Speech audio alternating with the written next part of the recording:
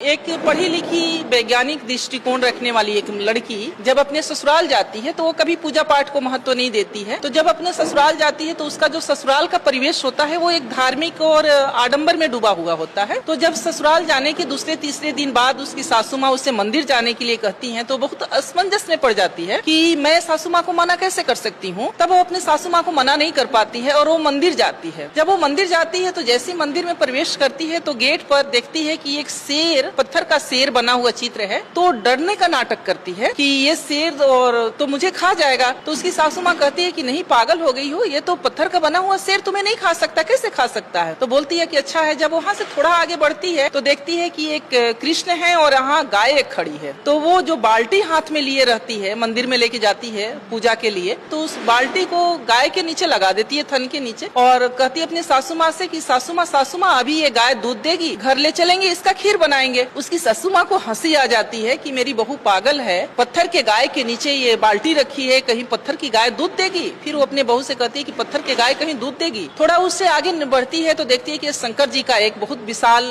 प्रतिमा बना हुआ है और उसमें एक नाग फुफकार रहा है। फिर वो डरने का नाटक करती है। वो कहती है सासू माँ ये सांप मुझे डस लेगा। फिर उसकी सासू माँ कहती है कि पागल हो गई हो, ये पत्थर का सांप नहीं डस सकता। इतने में वो अंदर मंदिर में उसकी सासू माँ ले जाती है और एक जो मूर्ति है वहाँ देवी की मूर्ति है, उसके सामने उसकी सासू माँ कहती है कि बेटी इनके सामने सर झुकाओ और इनसे आशीर्वाद लो, ये देवी बहुत प्रतापी है और जो आशीर्वाद तुम मांगोगी वो फलीभूत होगा। इतने में वो लड़की क्या करती है कि मूर्ति के पैरों में न गिरकर अपनी सासू माँ के पैरों में गिर जाती है और कहती है कि माँ, जब पत्थर का बाघ मुझे खा नहीं सकता, पत्थर की गाय दूध नहीं दे सकती, पत्थर का सांप मुझे डस नहीं सकता, तो ये पत्थर की मूर्ति मुझे आशीर्वाद नहीं दे सकती। मुझे तो आशीर्वाद आपसे चाहिए और आप ही मेरे लिए देवी और पूजनीय हैं और मैं तो आपसे आशीर्वाद लूंगी। तो इस तरह से वो अपने सासू माँ को वैज्ञानिक सोच से अपने और तर्क से अपने सासू माँ के दिमाग को खोलती है और उन्हें समझाती है कि ये जो मानव धर्म है वो सबसे बड़ा धर्म है, अपने से बड़ों से आदर करें, न कि हम पत्थर की चीजों में कहीं आशीर्वाद ढूंढें या भगवान ढूंढें। उससे बेहतर है कि हम अपने बड़ों में से आशीर्वाद लें, वो फलीभूत हो।